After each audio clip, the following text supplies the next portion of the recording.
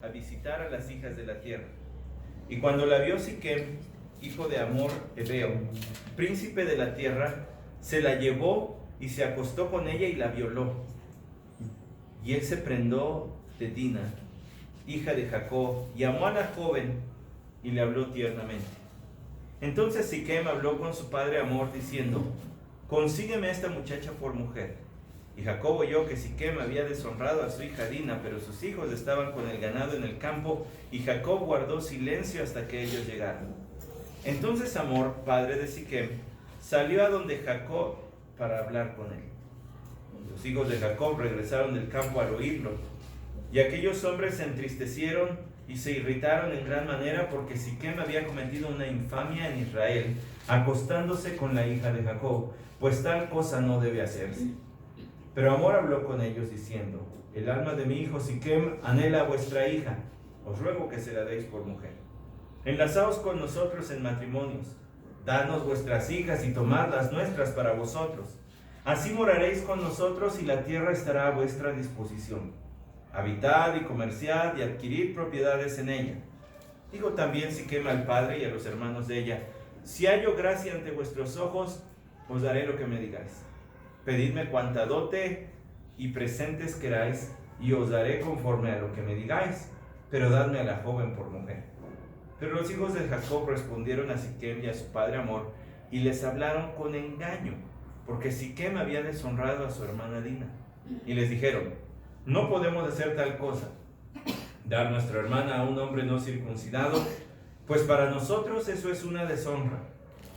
Solo con esta condición os complaceremos: si os hacéis como nosotros, circuncidándose cada uno de vuestros varones. Entonces sí, os daremos nuestras hijas y tomaremos vuestras hijas para nosotros, y moraremos con vosotros y seremos un solo pueblo. Pero si no nos escucháis y no os circuncidáis, entonces tomaremos a nuestra hija y nos iremos. Y sus palabras parecieron razonables a Hamor y a Siquem, hijo de Hamor. El joven pues no tardó en hacerlo, porque estaba enamorado de la hija de Jacob, y él era el más respetado de toda la casa de su padre. Entonces Hamor y su hijo Siquem vinieron a la puerta de su ciudad y hablaron a los hombres de la ciudad, diciendo: estos hombres están en paz con nosotros, dejadles pues morar en la tierra y comerciar en ella, porque ved, la tierra es bastante amplia para ellos. Tomaremos para nosotros a sus hijas por mujeres y démosles nuestras hijas. Mas con esta condición consentirán ellos en morar con nosotros, para que seamos un solo pueblo, que se circuncide todo varón entre nosotros, como ellos están circuncidados. ¿No serán nuestro su ganado y sus propiedades y todos sus animales? Consintamos solo en esto, y morarán con nosotros. Y escucharon a Hamor y a su hijo Siquem, todos los que salían por la puerta de la ciudad, y fue circuncidado todo varón, todos los que salían por la puerta de la ciudad. Pero sucedió que al tercer día, cuando estaban con más dolor, dos hijos de Jacob, Simeón y Leví, hermanos de Dina, tomaron cada uno su espada y entraron en la ciudad que estaba desprevenida y mataron a todo varón. Y mataron a Hamor y a su hijo Siquem a filo de espada, y tomaron a Dina de la casa de Siquem y salieron. Después los hijos de Jacob vinieron sobre los muertos y saquearon la ciudad, porque ellos habían deshonrado a su hermana. Y se llevaron sus ovejas, sus vacas y sus asnos, y lo que había en la ciudad, y lo que había en el campo. Y se llevaron cautivos a todos sus pequeños y a sus mujeres, y saquearon todos sus bienes y todo lo que había en las casas. Entonces Jacob dijo a Simeón y a Leví: me habéis traído dificultades, haciéndome odioso entre los habitantes del país, entre los cananeos y los fereceos. Y como mis hombres son pocos, ellos se juntarán contra mí y me atacarán, y seré destruido yo y mi casa. Pero ellos dijeron: había de tratar él a nuestra hermana como a una ramera. Vamos a orar. Señor, nuevamente te queremos dar gracias por este servicio que nos permite celebrar para tu honra. Nos reunimos, Señor, porque recordamos en este día la resurrección de nuestro Señor Jesucristo, tu Hijo.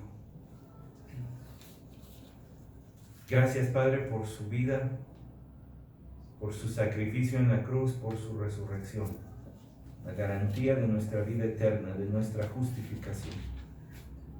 Ahora, Señor, te pedimos que nos dirijas también en la exposición de tu palabra, que nos des oídos atentos, que nos des también, Señor, una voluntad sumisa para recibir tu palabra. Amén. Tome en su lugar, por favor.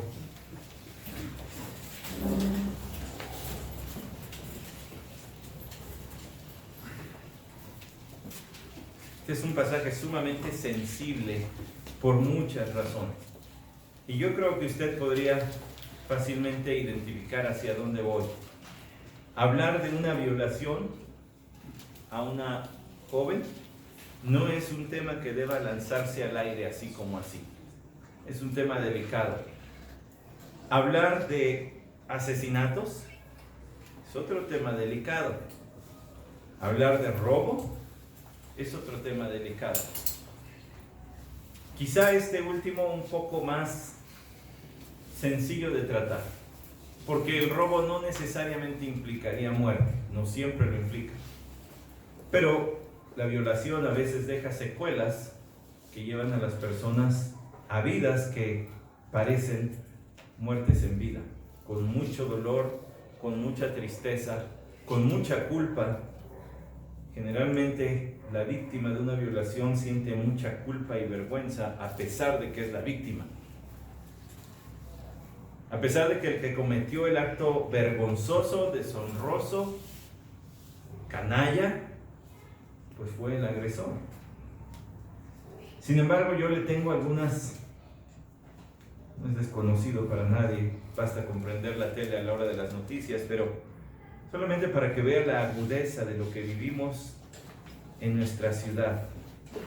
La Procuraduría General de Justicia de la Ciudad de México dio estas estadísticas que la revista Proceso, en su edición de febrero, marcó, y dice así, leo de la propia revista: del 1 de enero del 2018 al 31 de enero del 2019 aumentó 27% el delito de violación sexual en la capital del país. En las delegaciones donde más se han registrado los casos son Cuauhtémoc, Iztapalapa, Gustavo Amadero, Coyoacán, informó la Procuraduría General de Justicia capitalina. Ahora, eso es terrible. Quiero escuchar una agravante de lo que acabo de leer. Y esta noticia tiene fecha también al inicio del año, y esta viene también de un periódico respetado, el periódico La Jornada, que publicó: cada año más de 4,5 millones de niñas y niños son víctimas de abuso sexual en México. Usted esperaba tal vez que dijera en el mundo. Se lo vuelvo a leer. Cada año, estoy citando la revista La Jornada, domingo 6 de enero del 2019, cada año más de 4,5 millones de niñas y niños son víctimas de abuso sexual en México. País que, según la Organización para la Cooperación y el Desarrollo Económicos, la OCDE, tiene el primer lugar mundial en estos delitos. Si usted sigue leyendo el artículo, se dará cuenta que allí ponen las estadísticas de que un alto porcentaje de esos abusos son cometidos por familia o personas que conviven cotidianamente con los niños. Primer semestre de 2019 deja nuevo récord de homicidio, alza de violencia en 4 años, ya rebasa el 70%. O sea, en los últimos 4 años la violencia en el país ha crecido más del 70%. Esas son estadísticas de este país y de esta ciudad. Entonces, cuando nos acercamos a un texto como este, es posible que haya aquí víctimas de abuso. Porque es tanto que en un grupo, a pesar de que no es tan grande, un grupo como este, los hay. O es posible que alguien haya sufrido el asesinato de alguien conocido, por lo menos, o incluso muy cercano y amado. Entonces, cuando uno llega a textos como este, uno tiene que leer la historia, pero leerla con sus detalles, poner atención a lo que está sucediendo. Cuando uno habla de estos textos, también debe ser uno cauto, no pasar por ellos superficialmente o con torpeza, porque pudiera haber aquí quien leer estas cosas le remueve recuerdos y emociones y sentimientos profundos y muy crudos, pueden dejar secuelas para toda la vida. Me gusta cómo lo expresa la Biblia MacArthur. De nuevo se narra por completo los sórdidos detalles del maltrato sexual de Dina y la venganza de Leví y Simeón. Los sórdidos, están crudos. Es fuerte, es un relato fuerte este de Génesis 34. Lo que ocurre aquí es algo sumamente atroz, horrible. El relato empieza, hermanos, casi uno escucha música de melodía. Escuche cómo inicia. Y salió Dina, la hija de Lea, la otra esposa oficial de Jacob, la única hija de Jacob. Salió Dina, la hija de Lea, quien ésta había dado a luz a Jacob, a visitar a las hijas de la tierra. ¿Qué es lo que se narra ahí? Bueno, si usted consulta diferentes comentarios va a encontrar, podría agruparlos en dos extremos. Quien dice, bueno, es que salió porque era una joven adolescente, para este tiempo tendría entre 13 y 15 años, quería explorar, quería conocer. Hay quien dice, simple y sencillamente, era una adolescente entre un mundo de varones. Todos eran hombres en su casa, excepto su madre y la otra esposa y las concubinas de su padre, y buscaba con quién relacionarse. De una manera casi inocente, ella va a buscar amistad. ¿En dónde? A las hijas de la tierra. ¿Cuál tierra? Bueno, usted leyó junto conmigo, vimos la semana pasada, ¿verdad? Que Jacob se fue hasta Sucot y edificó una casa, hizo cobertizos. Luego fíjese el versículo 18 del capítulo 33, y Jacob llegó sin novedad a la ciudad de Siquem, que está en la tierra de Canaán, cuando vino de Padán Aram. Y ya decíamos la semana pasada, Jacob debía haber regresado a Betel.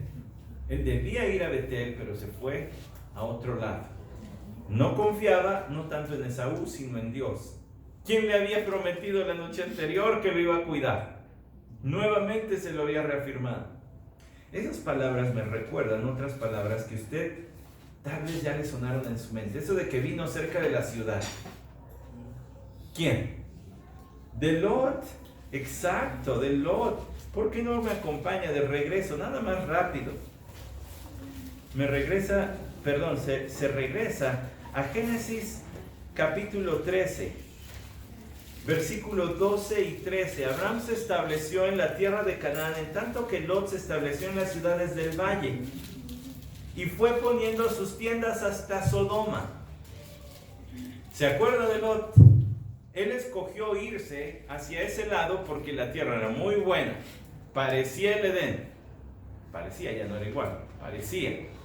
Y se fue acercando hacia Sodoma. Y el versículo 13, leo Génesis 13. Y los hombres de Sodoma eran malos y pecadores contra el Señor en gran manera. Con las estadísticas que le acabo de leer, no estamos muy lejos de eso, pareciera. Ahora tenemos a Jacob. Ese era Lot. Justo Lot, dice el Nuevo Testamento. No vamos a discutir con el Nuevo Testamento. El justo Lot, justificado. Pero ese era el sobrino del hombre escogido, ¿verdad? El escogido era Abraham. Ahora estamos hablando del escogido, el nieto de Abraham, de nombre Jacob, que en Génesis 33, versículo 18, dice que se fue acercando a Siquem. Ahora, me va a decir, sí, pero no hay una referencia como la de Sodoma aquí. Bueno, ¿qué le parece esto? Que del muchachito no parece haber sido demasiado viejo. Este hombre, Siquem, se llama también hijo de Amor, dice que él era el más respetado en la casa de su padre. Lo leyó. Cuando van a hablar con los hombres, ceden a sus condiciones. ¿Por qué? Porque dice que él es el más respetable. El más respetable era un violador. El mejor portado de la casa de su padre es el que termina violando a Dina. Y perdonen la crudeza de la palabra, pero así dice aquí. Y necesito que entienda lo crudo que es este relato. Porque algo que hizo Jacob en su miedo de su hermano Esaú, o más bien en la falta de confianza que lo llevó a temer a su hermano Esaú, fue alejarse un pasito de Dios. Pero cada paso que te alejas de Dios es un paso más cerca del mundo. Y él expuso a su familia. No podemos culpar a Jacob de lo que le pasó a su hija. No podemos culpar a Jacob de los asesinatos que cometieron sus hijos. No podemos culpar a Jacob del vandalismo que cometieron el resto de sus hijos. Pero sí podemos decir, Jacob los puso en un lugar de tentación. Los expuso todavía más. ¿Qué tenía que hacer? ¿Sacarlos del país? Sí, ellos tenían tierra. Ellos estaban llamados a vivir separados, no cerca. Y se nota hasta en el lenguaje que se emplea aquí. Sigo en la lectura, dice allí. Y cuando la vio Siquem, hijo de Amor Hebeo, príncipe de la tierra, o sea, un hombre de poder, probablemente joven, muy joven, pero de poder, príncipe de la tierra, por eso el título nobiliario ahí. Escucha el lenguaje, se la llevó y se acostó con ella y la violó. Si usted examina el idioma original, encontrará que no hay un ella, sino que se deja, los verbos se dejan muy sueltitos, por decirlo así. La llevó, o por decir, y tomó, acostó, ultrajó.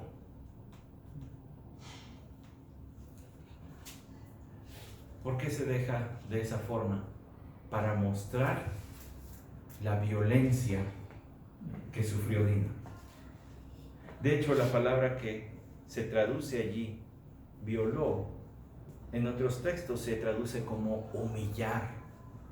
Humillar por medio de la violencia.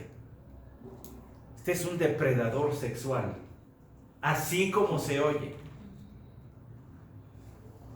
Que abusó de una jovencita de entre 13 y 15 años. Si usted investiga un poquito acerca de esos temas de los que empezamos hablando y lee artículos acerca de eso, va a encontrar que mucha de esa gente no lo hace solo por apetito sexual, lo hace como una forma de manifestación de poder. Lo hago porque puedo, porque soy más fuerte. No hay justificación para el pecado. El pecado es pecado. Ya sea que venga por un desenfreno sexual o que venga por un exceso de egoísmo y de arrogancia para mostrar dominación sobre la víctima, no hay justificación. Pero el lenguaje que está aquí habla de ese tipo de conducta vil, despreciable, de alguien que busca hacer daño más allá incluso de lo que se podría decir sería normal.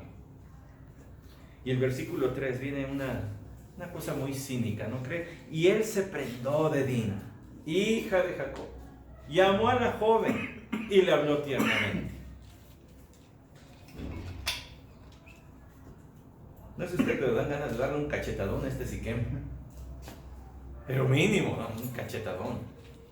Se prendó, eso quiere decir que se quedó atado. Es posible que no haya sido muy avanzado de edad en comparación con Dina, por lo siguiente: generalmente, y es uno de los propósitos del Señor, generalmente la persona que experimenta una relación íntima por primera vez, llega a un estado de enamoramiento de esa otra persona con quien tuvo intimidad. Y eso es muy comprobable, no necesita usted hacer mucha investigación para llegar a ese dato. Quizá lo que este joven tenía era una especie de infatuación, estaba deslumbrado, pero no precisamente que amara, sino que estaba deslumbrado por haber tenido esta experiencia y con todo lo que conlleva, todo lo que sucede en el cerebro, ¿verdad? Y luego con la forma en que lo llevó a cabo, pues todavía más placer, por decirlo así, le debió haber provocado alguna especie de satisfacción más allá de solo lo sexual. Y dice que quedó enamorado y le habló tiernamente. Entonces Siquem habló a su padre Hamor diciendo: consígueme a esta muchacha por mujer. Ahora me quiero casar. Faltaría preguntarle a Dina si era el hombre que él soñaba. Quería casarse con una persona tan desagradable. Consígueme a esta muchacha por mujer. Y Jacob oyó que Siquem había deshonrado a su hija Dina. Ahora, ¿cómo oyó? ¿Cómo oyó? Es muy probable que Odina regresó como sería lo normal, y ha sido el caso de muchas víctimas de abuso sexual. Regresó destrozada a hablar con su madre. También es posible que Siquem haya hecho tanto alarde de esto, que traspasara las fronteras de su ciudad y llegara a oídos del propio padre de la mujer que había abusado. Cualquiera de las dos presenta un escenario terrible. Una jovencita destrozada, no solo físicamente, emocionalmente. Una madre recibiendo a su hija en esa situación. Terrible. Y por el otro lado, si fue el otro caso, un joven arrogante, que porque su padre es el gobernante, el gobernador, entonces cree que puede hacer lo que quiera. Dice: hay de esos en México, los hemos visto pasearse por las noticias ufanos, habiendo cometido este tipo de pecados. Dice: pero sus hijos estaban con el ganado en el campo, y Jacob guardó silencio hasta que ellos llegaron. Note esa expresión, porque Jacob guardó silencio. Aquí parece tener cierto grado de justificación. Parece que Jacob se cayó y dijo: voy a consultar con mis hijos. Le estoy tratando de ayudar, hermanos. Aguántenme. Estoy tratando de ver el lado no tan malo. Pero usted no lo va a ver hablar en el relato. Un silencio pasmoso, pasivo. Estoy diciendo que él hubiera incitado a la violencia, pero al menos unas palabras muy fuertes al papá y al hijo se tenía que haber llevado. Dice aquí también: entonces Hamor, padre de Siquem, salió a donde Jacob, o sea, al lugar donde estaba Jacob, para hablar con él, y los hijos de Jacob regresaron del campo al oírlo. A ver, ¿cómo que viene el gobernador? Vamos, fueron a oírlo. Y aquellos hombres se entristecieron y se irritaron en gran manera, porque Siquem, escuche la siguiente frase, ponga atención, tiene que leer la Biblia con lupa. Si algo va a aprender de mí todos estos años, nada más que sea eso, por lo menos, que hay que leer con lupa. Que Siquem había cometido una infamia en Israel, acostándose con la hija de Jacob, pues tal cosa no debe hacerse. Una infamia. Es decir, en otras ocasiones se traduce como una abominación, algo totalmente despreciable, una vileza. Dice en otras versiones, es un acto vil, despreciable. Regresan y dicen, había cometido una infamia, ¿en dónde? En Israel. Espérese tantito, ¿cómo que en Israel? ¿Que no era el nombre que el Hijo de Dios le dio a Jacob? Ahora ya lo empiezan a usar como nación. ¿Notó? Todavía son una familia. Todavía no se expanden. Todavía no viene la explosión demográfica del pueblo que ocurrió en Egipto. Aquí son una familia, pero ya empiezan a pensar en términos de nación. Somos la familia de Israel. Es decir, la familia del que lucha y prevalece. Lucha con los hombres, lucha con Dios y prevalece. Por cierto, la manera en que prevaleció con el Hijo de Dios fue por medio de humillarse. Fue una victoria espiritual porque la derrota la tuvo en lo físico. Pero aquí dicen, se metió con nosotros, la nación escogida de Dios. Cometió una infamia, podría traducirse también, contra Israel. Es un agravio. Tal cosa no debe hacerse, por supuesto no debe hacerse. Pero Amor habló con ellos. Es decir, los vio enojados, los vio irritados. Entonces, pues como político, pues tiene discurso, ¿verdad? Sabe hablar a la gente. Habló con ellos diciendo, el alma de mi hijo Siquem anhela a vuestra hija. Os ruego que se la deis por mujer. No, Señor, espéreme tantito. Su hijo, el alma de su hijo, ¿seguro? ¿Por eso la lastimó?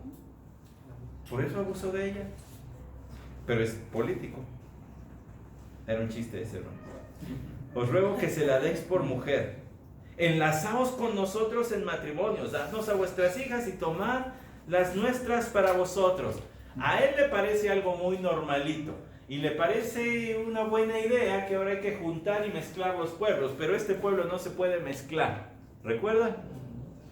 ¿Qué pasó cuando Abraham envió a su siervo Eliezer a buscar esposa para Isaac? Le dijo, no agarres mujer de esta tierra. No la agarres. Te vas a casa de mis parientes y me traes una de allá. ¿Recuerda? ¿Qué pasó cuando Jacob llegó a edad casadera y pues además para librarle el cuello de su hermano Esaú? Vete a tierra de allá de tu tío. Aquí no. Porque este es un pueblo que está hecho para vivir separado de los demás. Y entonces a él le parece muy buena idea, pero esto es un agravio contra la pureza del pueblo que estaba en formación. Y dice, versículo 10, así moraréis con nosotros y la tierra estará a vuestra disposición. Habitad y comerciad y adquirid propiedades en ella. Un segundo, todo aquí suena como, hombre, pues este es un padre bonachón que dice, pues miren, sí, mi hijo cometió algo malo, pero pues por favor échenle la mano. Le voy a decir lo que dice el versículo 23. Cuando ellos hablan con la gente de la ciudad, versículo 23, ¿no será nuestro su ganado y sus propiedades y todos sus animales? ¿Cuál era la estrategia? Vamos a ponerlos cómodos para luego caerles y apropiarnos de sus cosas. Tal era la mentalidad de su hijo. Su hijo no pedía permiso, su hijo arrebataba. El padre está haciendo lo mismo, pero está político. Es político. Aquí da una cara y por atrás tiene otro plan. Es su estrategia, claro. Dice, versículo 11, dijo Siquem. Usted va a decir, pastor, estamos leyendo. Sí, pero se lo estoy explicando porque hay muchos detallitos aquí que se nos pueden pasar. Versículo 11, dijo Siquem al padre y a los hermanos de ella, si hallo gracia ante vuestros ojos. Imagínense a Simeón y a Leví. Ya sabemos el resto de la historia. Se imagina a Simeón y Leví. Si hallo gracia ante vuestros ojos. Todo lo que estos hombres están cocinando en su mente, les está hirviendo la sangre. Os daré lo que me digáis. Pedidme cuanta dote y presentes queráis y os daré conforme a lo que me digáis, pero dadme a la joven por mujer. Pues sí, gástate la fortuna de tu padre en tus caprichitos. Pues ¿cuál es el problema? Es un juniorcito que arregla las cosas con dinero. Ay, hermanos, no me diga que no lee aquí a la sociedad mexicana. ¿Verdad que sí? ¿Verdad que sí? Pues aquí está, tristemente. Dice: pero los hijos de Jacob respondieron a Siquem y a su padre Hamor, y les hablaron con engaño, porque Siquem había deshonrado a su hermana Dina. Y ahora piensa en lo siguiente: de aquí van a salir las 12 tribus de Israel. La tribu de Rubén, la tribu de Dan, la tribu de Leví, donde vendrán los sacerdotes. Si de engaño a engaño vamos, nosotros tenemos un papá que nos enseñó a mentir re bien. Se llama Jacob. Estos eran tremendos actores. Tremendos actores. Y quizá, mientras ellos hablaban, hubo codazos allí entre Simeón y Leví. Tienen razón. Vamos a vivir en paz. Vamos a vivir en paz, tranquilos, paz y amor. Y les dice aquí: les hablaron con engaño, porque Siquem había deshonrado a su hermana Dina, y les dijeron: no podemos hacer tal cosa, dar a nuestra hermana a un hombre no circuncidado, pues para nosotros eso es una deshonra. Solo con esta condición nos complaceremos: si os hacéis como nosotros, circuncidándose cada uno de vuestros varones, entonces sí os daremos nuestras hijas y tomaremos vuestras hijas para nosotros y moraremos con vosotros y seremos un solo pueblo.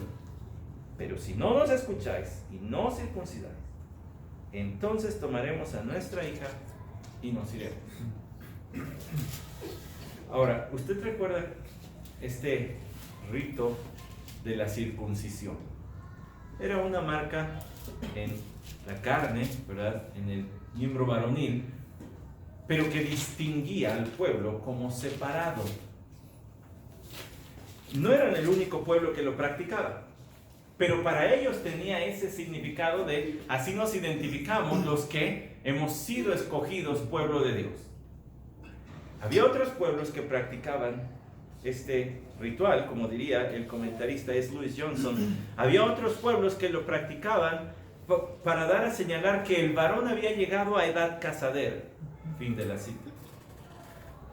Entonces, son bastante sabios, o astutos más bien debería decir, los hijos de Jacob.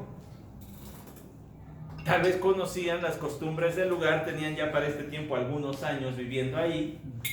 Es algo que no había mencionado, ya habían pasado algunos años, porque el Rubencito ya no es Cito, ¿verdad? Ya no es el niñito que andaba allí con las mandrágoras. Este ya es un hombre cerca de los 30 años de edad.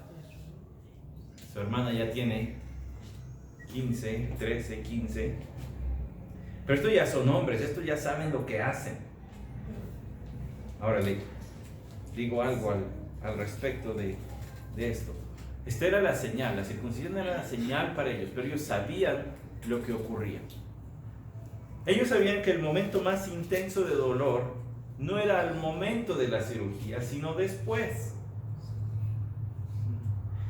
La propuesta que ellos hacen es tan absurda como si dijéramos hoy en día: bueno, ¿por qué tú que no crees en Cristo, pues bautízate y ya? Con eso ya eres miembro de la iglesia. No, si no has creído en Cristo no puedes ser miembro de la iglesia. El bautismo es un acto de obediencia que representa que tú ya crees en el Señor. Si no, no tiene ninguna validez, no tiene ningún sentido realizarlo. Es algo similar lo que ellos están haciendo. No podrían ser escogidos por Dios por practicarse una cirugía. Eso es algo que Dios había determinado en su trono celestial. Ellos no podían agregar gente. Estaban poniéndose en una situación muy peligrosa, no solamente como engañadores, no solamente como autores intelectuales de un plan que ellos además van a llevar a cabo, pero autores intelectuales del plan de asesinato de todos esos hombres.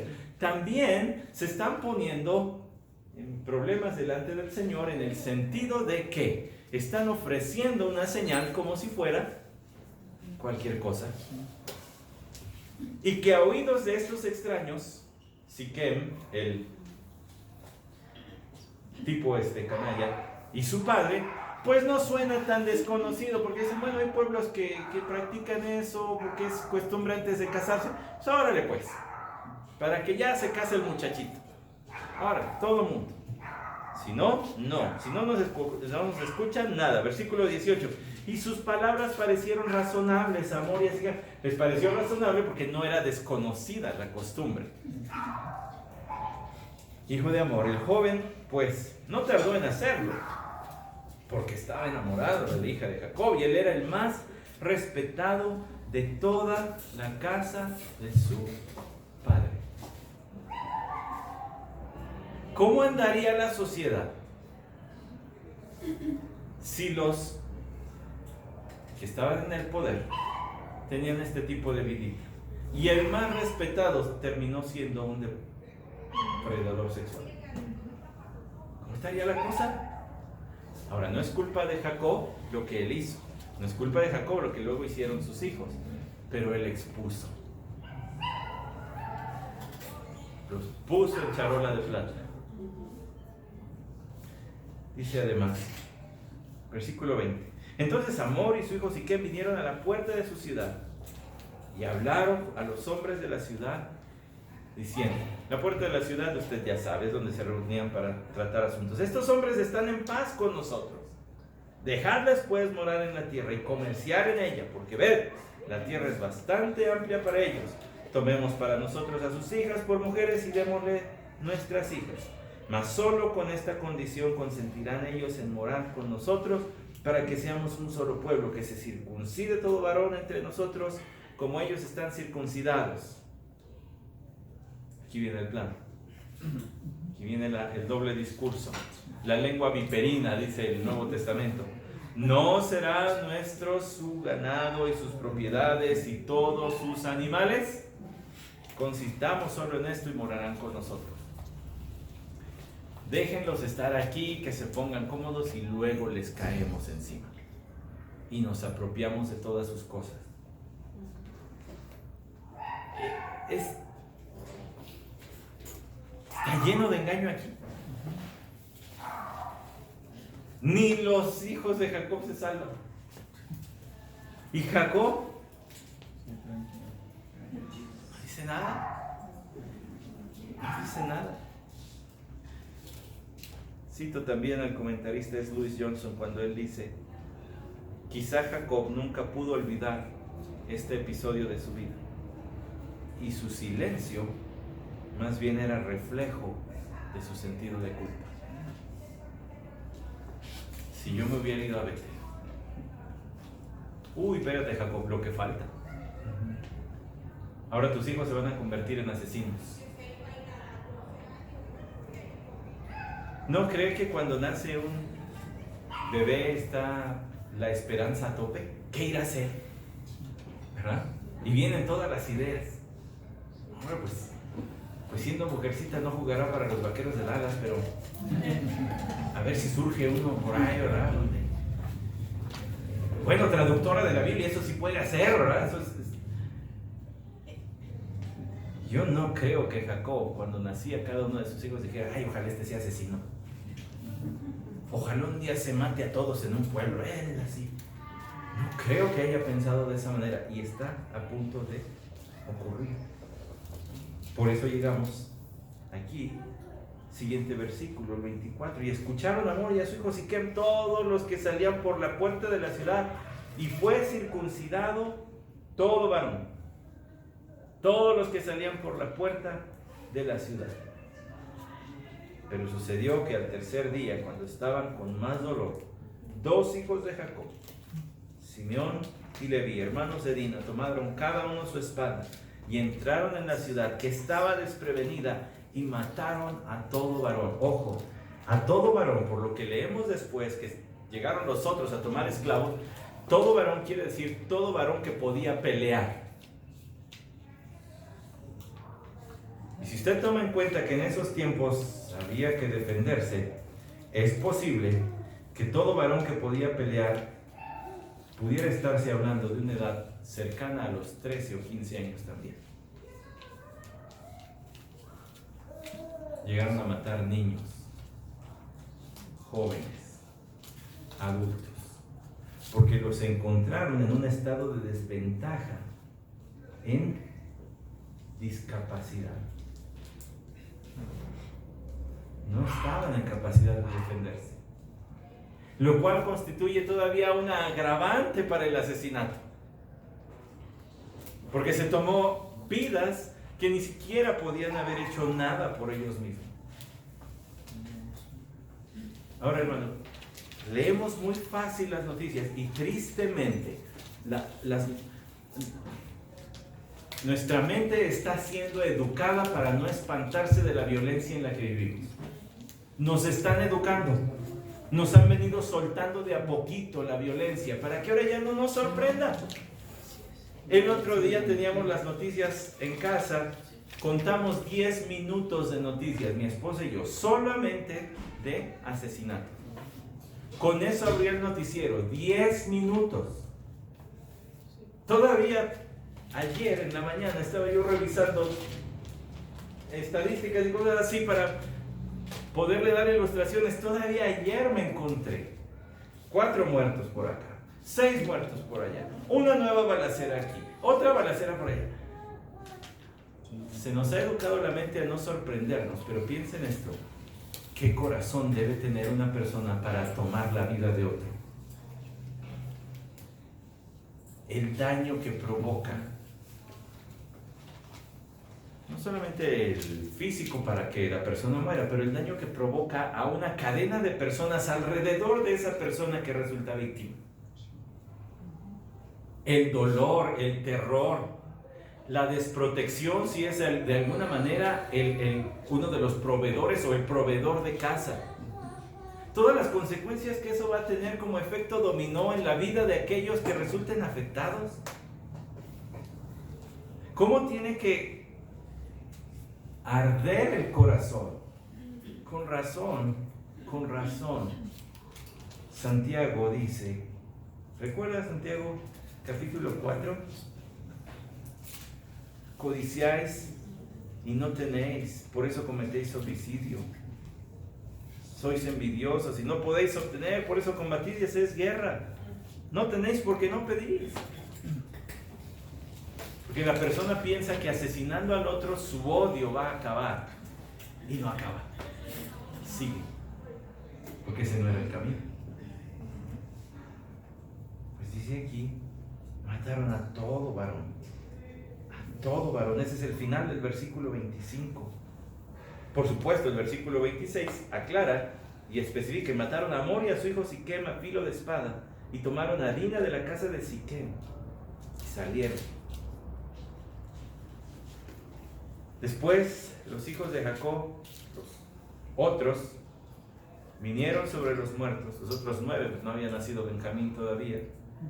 Los otros vinieron sobre los muertos y saquearon la ciudad, porque ellos habían deshonrado a su hermano y se llevaron sus ovejas, sus vacas, sus asnos y lo que había en la ciudad y lo que había en el campo. Escuche el versículo 29, y se llevaron cautivos a todos sus pequeños, todos, niños y niñas, varoncitos que todavía no estaban en edad de pelear y que sobrevivieron el ataque de los otros 2, se los llevaron esclavizados, y a sus mujeres, y saquearon todos sus bienes y todo lo que había en sus casas.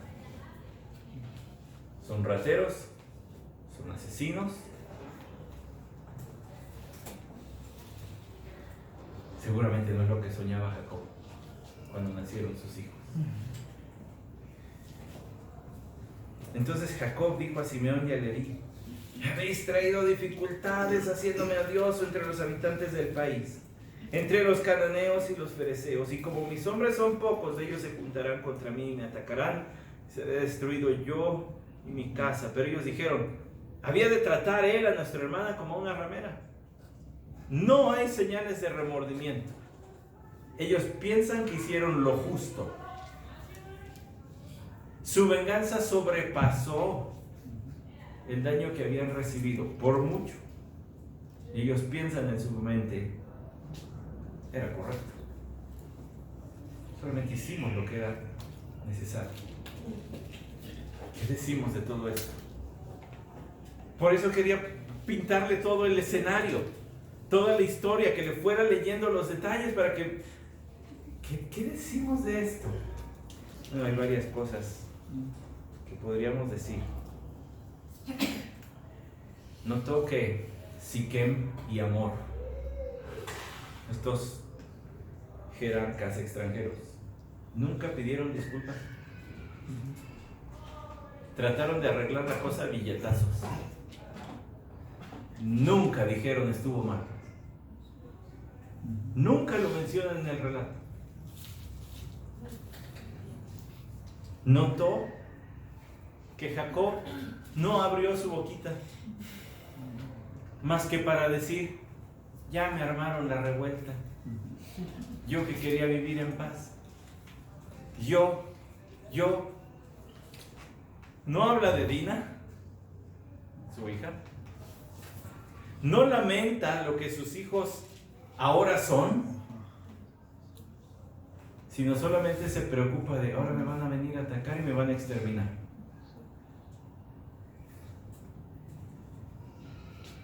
¿Notó lo que señalé al final? No hay señal de remordimiento, no hay señal de dolor. ¿Cuánta gente pudo haber muerto?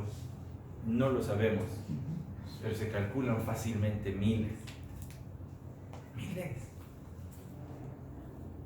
Cuánta rabia para estar viendo al otro sufrir, entregar el espíritu y decir: pues el que sigue, y el que sigue, el que sigue. De aquí van a salir los sacerdotes, acuérdense, de Leví, para que le quede claro que es la pura gracia de Dios la que nos hace parte de sus planes y nos incluye. Vea a los hombres que están en este relato, no a los Siquem y Hamor, no eso. Vea a los que son la familia de Jacob, vea al propio Jacob y dése cuenta, no es que la Biblia hable de grandes hombres. ¿Cuáles? Solo el Señor Jesucristo. Todos los demás fueron pecadores, salvos por gracia y usados por más gracia. Porque véanlos. Pastor, ¿hacia dónde nos lleva entonces esta mañana? Ya nos dio estadísticas, ya nos habló el relato, ya nos describió el relato, está muy crudo. ¿Hacia dónde nos lleva esta mañana? A la pura gracia que nos hace aceptos en el amado. Porque usted y yo podríamos decir: bueno, yo no soy asesino. ¿Seguro? Porque el Señor Jesucristo dijo que no llames necio a tu hermano, que no tengas, maldigas de pensamiento y de palabra a tu hermano. ¿Te conviertes en asesino? ¿Seguro? Bueno, pastor, pero yo tampoco he abusado de nadie. ¿Seguro? Porque hay todo un mercado sexual que se alimenta, en su mayoría, de gente que ve pornografía. Tanto de hombres como de mujeres. Bueno, pastor, pero yo no soy un padre, un líder de hogar pasivo. ¿Seguro?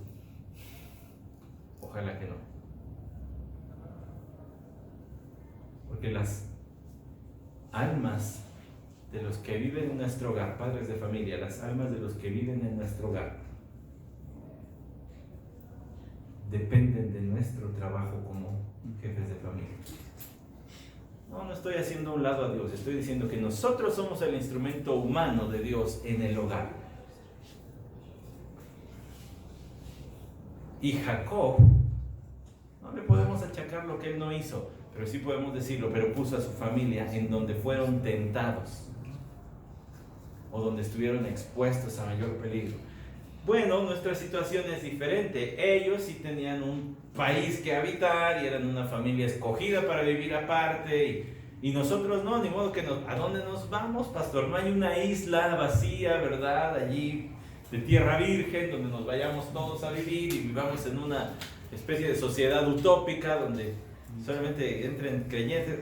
No estoy hablando de eso. Pero hay muchas otras maneras de prevenir y aquí es donde cada uno de nosotros debe llevarse la lección. La gracia del Señor es suficiente para ayudarnos a vivir en un mundo como este. La gracia del Señor es suficiente para ayudarnos a vivir en un mundo como este, que está lleno de pecado. Y donde nosotros mismos, en nuestro propio corazón, batallamos con Él mismo. No es que estemos siendo perfectamente santos en medio de pecadores. No, nosotros también. El profeta Isaías lo dijo. Soy hombre de labios inmundos y vivo en medio de una sociedad de labios inmundos. No soy mejor. Nosotros lo que tenemos es la gracia del Señor. Y hacia acá le quiero llevar. Usted sabe, en algún momento teníamos que brincarle al Nuevo Testamento para tomar alguna lección.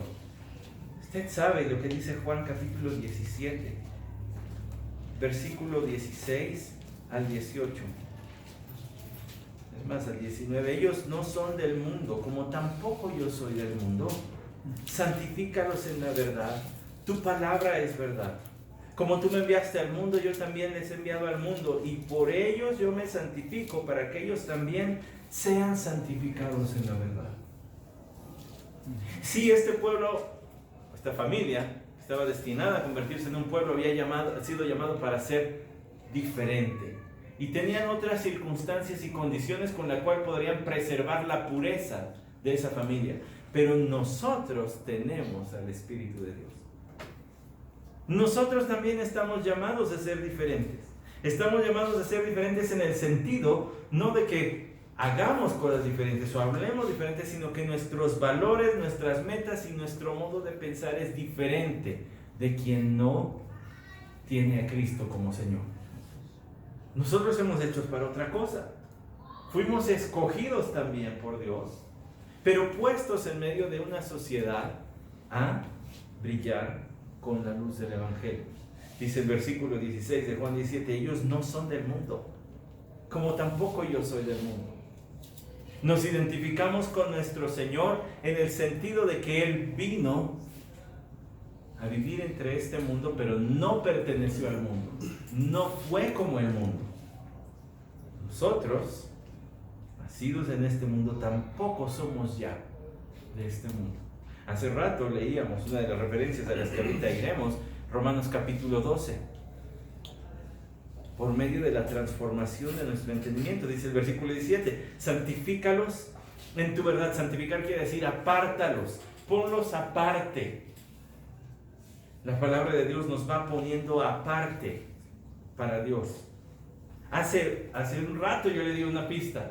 Le dije, en la introducción, cada paso más cerca del mundo es un paso más lejos de Dios. Pero lo mismo es, lo contrario es verdad también. Un paso más cerca de Dios es un paso más lejos del mundo. El Señor dijo, santifícalos, apártalos para ti, en tu verdad. A medida que la verdad de Dios habita en nosotros, nos vamos alejando de una manera de vivir mundana, como el mundo la vive, y vamos llegando a la vida que Dios desea de nosotros. Versículo 18, como tú me enviaste al mundo, yo también los he enviado al mundo. Note eso, lo que nos capacita para vivir en el mundo es la santificación. El creyente que está creciendo a semejanza de Cristo es el que está listo para vivir allá afuera. El que no está creciendo en santificación, el que no está dedicado al Señor, a su palabra, en devoción, en un amor constante, en un orar sin cesar, orar en todo momento y por cualquier cosa, está tan débil y desprotegido como Dina en Siquem. Y no voy a alegorizar el texto, no hago eso. Solamente quiero poner eso como un ejemplo.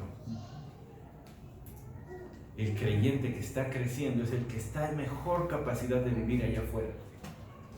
Porque para eso nos llamó el Señor. No los quites del mundo, sino guárdalos del mal. ¿Cómo nos guarda del mal el Señor?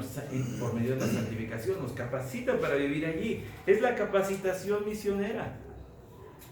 Nuestra intimidad, nuestra relación con Dios es el entrenamiento misionero básico para todo creyente. ¿Quieres ser misionero allá afuera? ¿Quieres predicar allá afuera? Tienes que estar creciendo.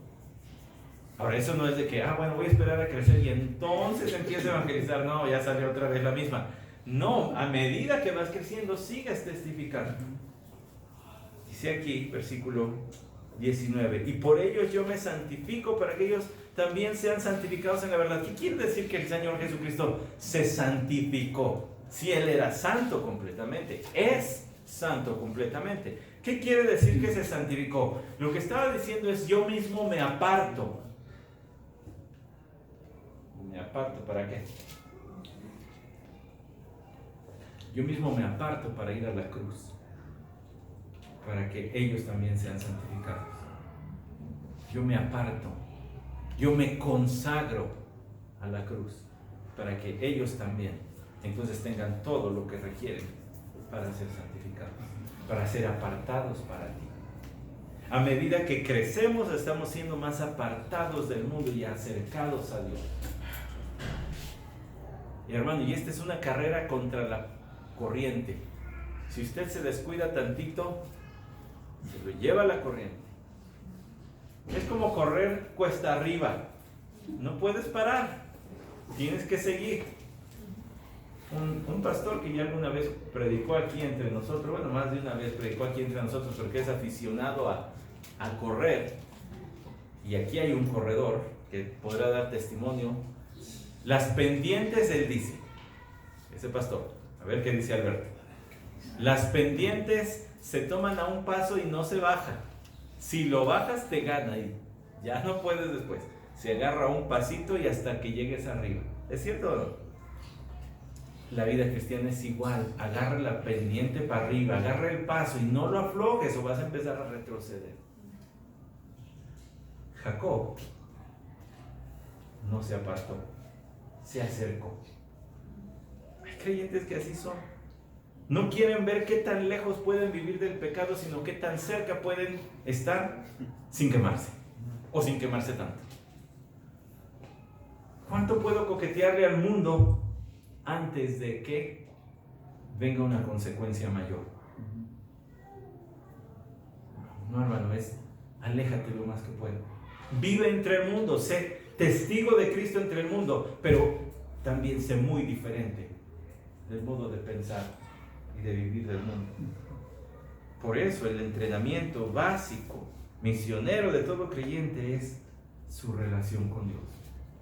Ahora sí, vaya a Romanos capítulo 12, porque allí, hace rato lo leímos, pero de todas maneras lo voy a refrescar en su mente por medio de la lectura. Romanos capítulo 12, los primeros 2 versículos.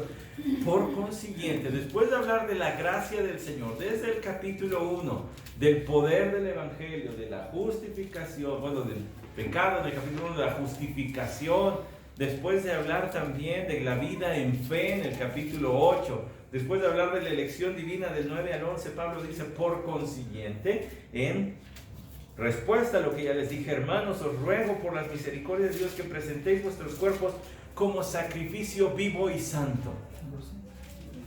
No un sacrificio muerto de un animalito que se ofrece allí, ya ese sacrificio de muerte. El sacrificio de vida es el que ocurre diariamente en tu modo de vivir. Presenta vuestro cuerpo en sacrificio vivo y santo, aceptable a Dios, que es vuestro culto racional. Y no os adaptéis a este mundo, sino transformaos por medio de la renovación de vuestra mente, para que verifiquéis cuál es la voluntad de Dios, lo que es bueno, aceptable y perfecto. ¿Tienes problemas con la voluntad de Dios? Es por tu mente, que no se ha adaptado, no ha sido transformada. Cuando tu mente ha sido transformada por Dios, entonces aceptas la voluntad de Dios y la reconoces como buena, aceptable y perfecta. Y entonces, ¿eso cómo ocurre, pastor?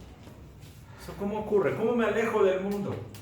¿Cómo sé que no voy a terminar viviendo como todos los demás? Bueno, primero tienes que creer en Cristo. No hay poder humano que pueda transformar al hombre.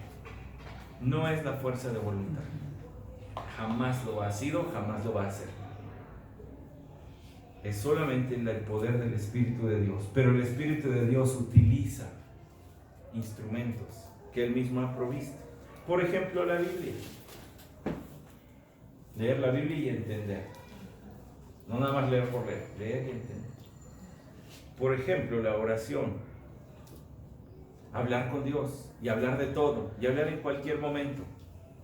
En todo momento, orar sin cesar, lo escribió el apóstol Pablo de esa manera. La iglesia, congregarte una y otra vez, ponerlo como prioridad y asistir tantas veces como sea posible. Otro más, la comunión con los hermanos fuera de las actividades de la iglesia.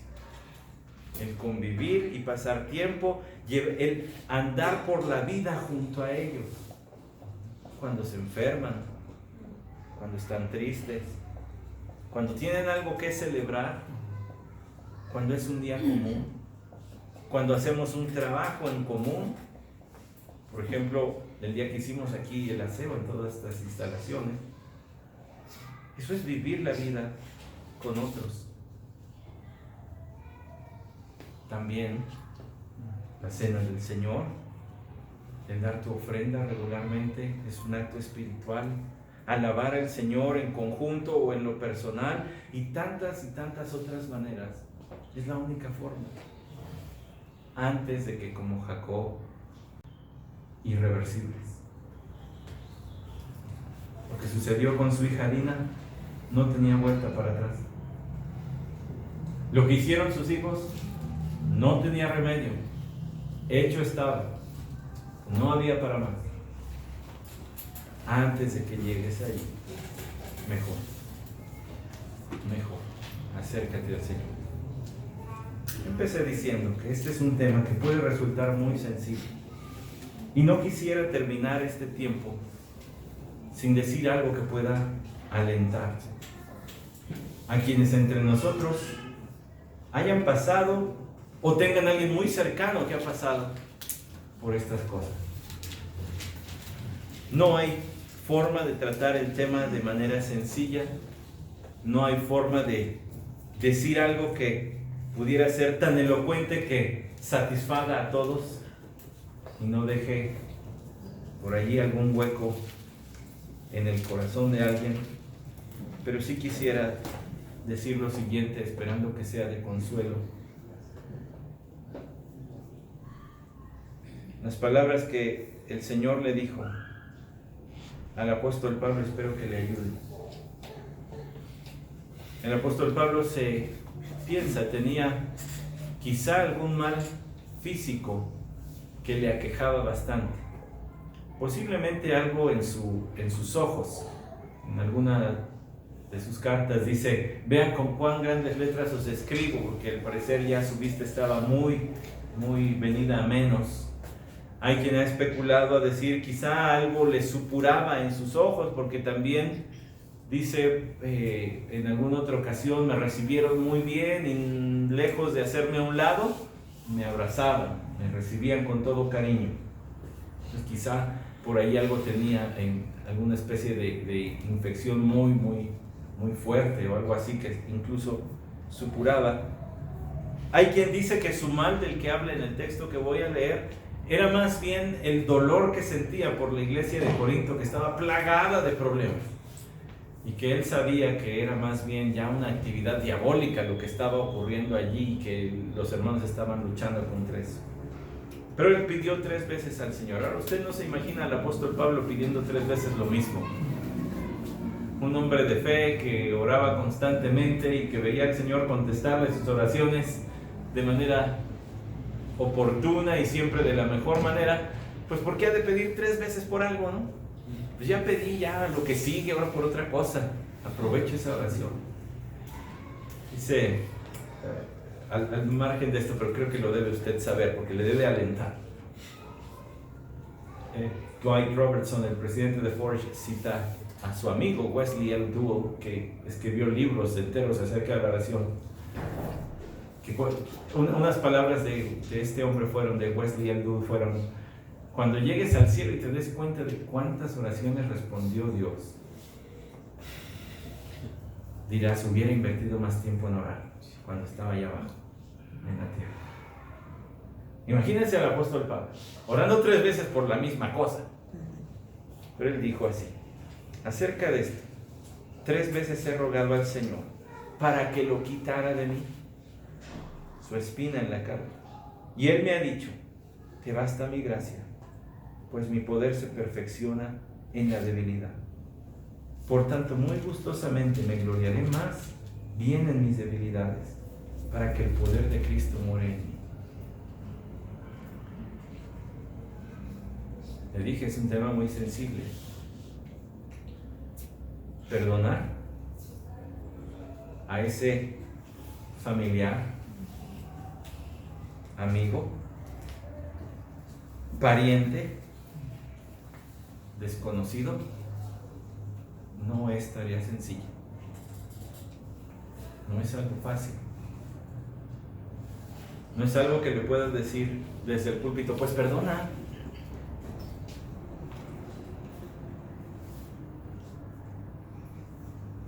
Lo que sí le puedo decir es que la gracia es suficiente. El poder de Dios en usted es suficiente para darle cada vez más descanso de esas pesadillas, de esas horas de dolor y de tristeza, que quizá ya han sido años, en algún caso, usted ha tenido que vivir. El poder de Dios se perfecciona en nuestra debilidad. Si usted siente que no puede perdonar, es el mejor candidato para perdonar. Porque entonces va a tener que decirle al Señor, Señor, ayúdame, que tu gracia me ayude a perdonar.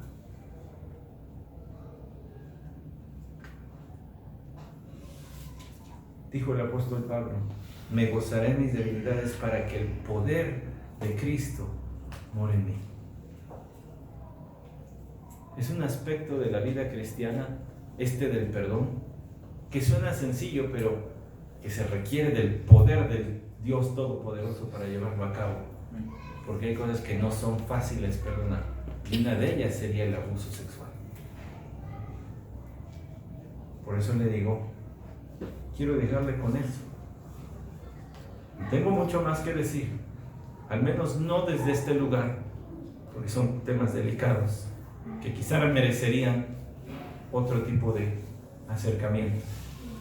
Pero sí le puedo decir, es la gracia de Dios, o sea, el poder de Dios. Y en este versículo se equivalen gracia y poder. Lo único que le puede ayudar a sobreponerse de algo que quizá tiene tanto tiempo que sucedió. Y no voy a dejarlo de fuera, también le voy a decir, y hay ocasiones en las que todavía resulta pertinente la denuncia penal. Yo no soy de los pastores que dicen, pues perdona y ya. Pero hay una ofensa frente a la ley, que también debe ser, si todavía es tiempo y si todavía es posible, que debe ser castigado. Sí, el perdón es una cosa, pero hay una ofensa contra la ley. Y de eso podríamos hablar, quien quiera que lo necesite y lo guste, con mucho más detalle. Vamos a ver. Padre, ¿cuánto podríamos decir? Pero para esta mañana déjanos llevar en nuestro corazón el andar cerca de ti. Acercaos a Dios y Él se acercará a vosotros, escribió tu siervo Santiago en su capítulo 4, al que ya no tuvimos tiempo para llegar.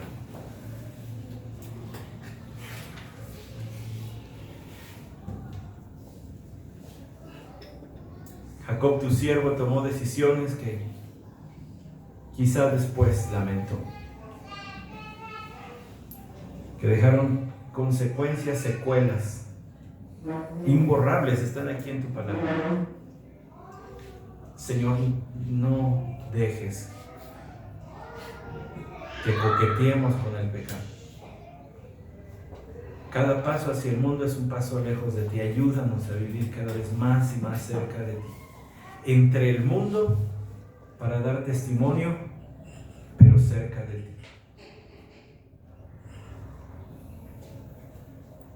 Ahora, Señor, también ruego por todos aquellos que han vivido alguna situación de las que hemos hablado hoy, de las cuales tu texto nos dio pie para abordar. Es solo tu gracia, tu poder, lo que puede traer paz en el corazón.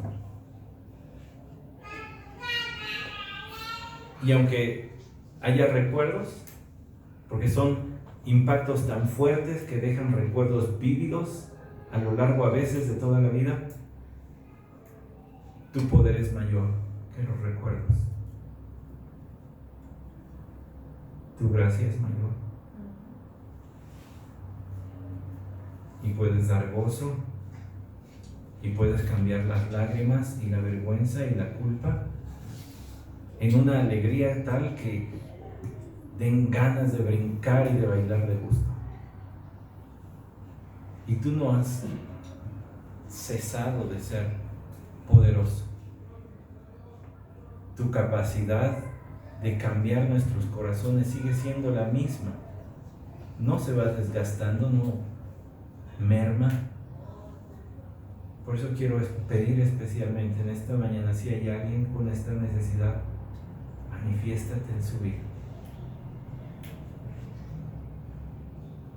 Que note claramente la diferencia para que seas tú el que reciba muchas alabanzas y mucha gratitud. Bendice tu palabra.